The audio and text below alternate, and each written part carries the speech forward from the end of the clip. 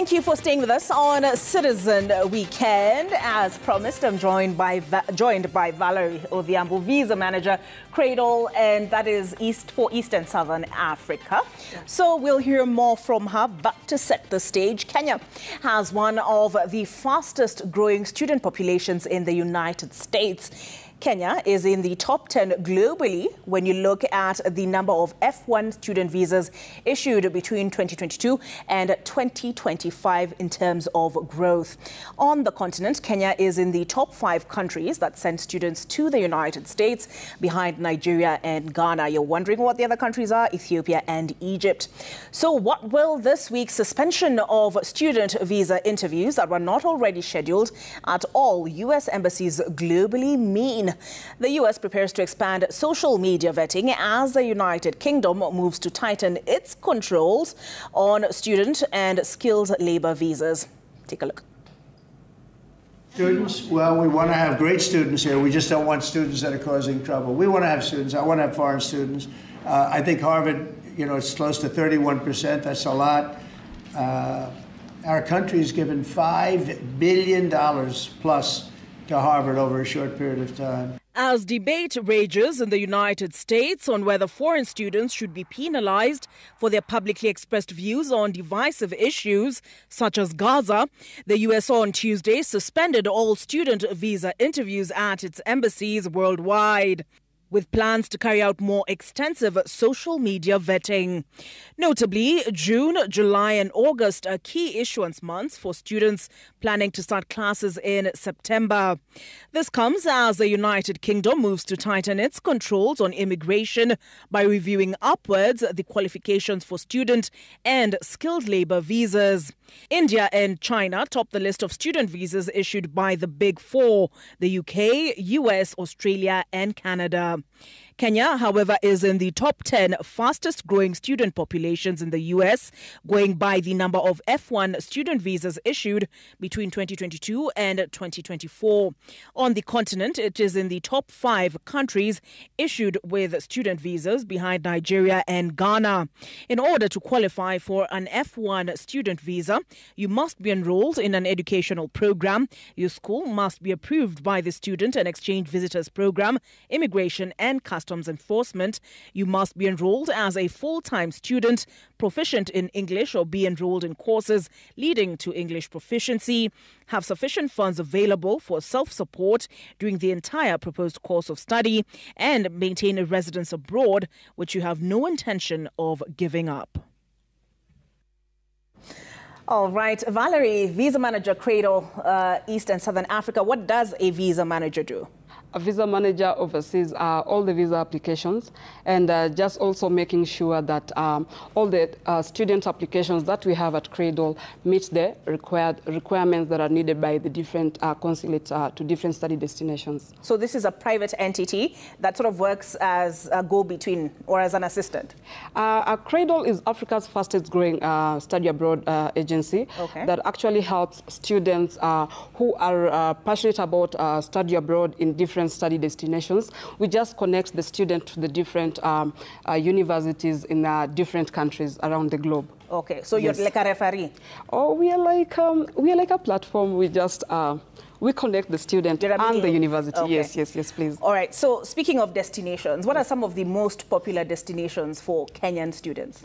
USA is one of the most popular study destinations, considering how we grew up, just also having the desire of having the American dream. And this is something that has been implanted in most of us, I suppose. And US is one of the key study destinations we find at Cradle. We also have Australia, we have Canada, we have Europe, we have UK, and we also have Malaysia, Mauritius, Turkey, and also Northern and Southern Cyprus. Actually, we are quite diverse about our study abroad destinations. We also have just universities in Ghana, in okay, but Swaziland. The most popular are, you're saying, the big five. Four I mentioned. The big five. Oh, what are the big five? The big five is Germany, Europe. Then we have USA, you have Australia, we have Canada, and I think, did I mention UK? Yes, you did, and the U.S. Yes, all right. the US. So, what universities in the U.S. are people looking to enroll at? People are quite curious about, of course, it cuts across. We have community colleges in the U.S. We also have public and private university. Then again, it now bottles down to the budget of an individual. If you are intending to have like a community college, we are looking at 8 to 15,000 USD per year, and then a public 8 to 15,000. Yes, per year for community colleges. Community, Yes, those are like entry levels to the USA. Then we have public university, which range from 20 to 35,000 USD. And then lastly, of course, we have the private universities. They're a little bit pricey, and they move from 35 to 60, depending on the course program. Is it an art or a science? All these are varying across different universities and also different states, considering the cost of living in these states are quite different. What about scholarships? Oh, yeah. I forgot to mention that US is one of the biggest providers of scholarships. We're having students getting scholarship of up to like 40, 50%. Is this at the Ivy Leagues or across the board? Across the board. And the scholarships, there's some scholarships that are automatic. And once you make an application, you get the scholarship. Then there are those scholarships that are performance-based performing students get to have bigger scholarships, or those ones who like excel in sports and yes, something like that.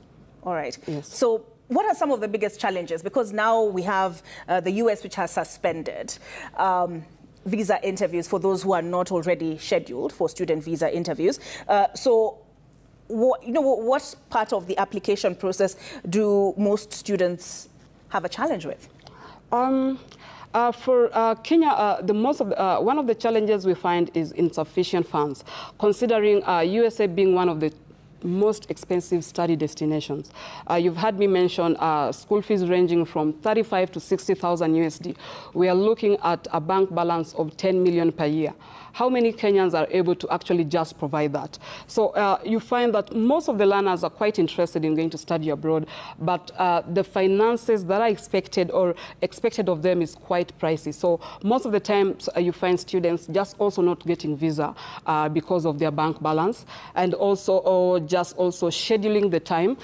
It takes a very long time for a student or for an individual, sorry, to get an appointment date. So sometimes you find that the school begins, like for example, in the fall, let's look at August, and sometimes the visa interview dates are available in September, November. So you find this is such a big challenge, and sometimes students are they defer their schools, they defer the enrollment to the next academic year or to the next available intake. So how soon would you advise somebody who wants to join school in September to start applying? Well, I believe study abroad is not something that you wake up and just start today. Specifically with regard to the U.S. Okay, well, with the U.S., it takes quite a long time to actually get the appointment dates. So I advise, because the biggest intake is normally in August, I advise students to start as early as January, because then again, you have to make an application to the school. The school has to verify the documents that you're submitting, and they also have to make sure that your documents that you're presenting to them meeting the criteria of that particular school and also that particular course that you're intending to study. Then again, now the issue with the I-20. An I-20 is the unconditional document that you get from the school authorizing you to be in the U.S. for the duration you're going to be in your study. Also have in mind that this I-20 is key to your OPT, optional practical training, and you can actually use this to actually extend your period in the U.S. And it's also just something that makes you have a valid residence in the U.S. as a student. Okay. So all this process takes some time. Takes time. So yes. What will be the consequence of this suspension of student visa interviews that have not already been scheduled? Those that have been scheduled, as I understand it, are still on the books. Still go for your interview. Please do not fail to go for your interview and say Citizen told me I don't go. No, if you have been scheduled, please go for your interview. But there are no new interview dates that are going to be given until they work out the whole social media vetting thing. Yeah, well, that is quite true. It's quite unfortunate for a student who had already planned maybe their intake and also their timelines, and they were prepared. And just also I'm quite aware that the US is quite committed to international studies, and these are policies that have always happened. And suspension does not mean that it's something that is it's banned or it's not going to be lifted. We're just hoping that the period that the suspension takes is a little bit shorter, and it doesn't affect the students who are expecting to actually join schools for the academic year 2025. Are you getting a lot of calls from worried parents, worried students? Naturally, that is quite worrying, and it's something that actually disrupts someone's plan. And just also to tell the students, these are things that have happened, and they will always keep happening. And the US will always put some of these measures in place if they feel that people are not meeting the requirements that are laid down by their organization. And I also believe here in Kenya, we also have policies that actually help and guide us, the nationals. So it's something that is expected of a government.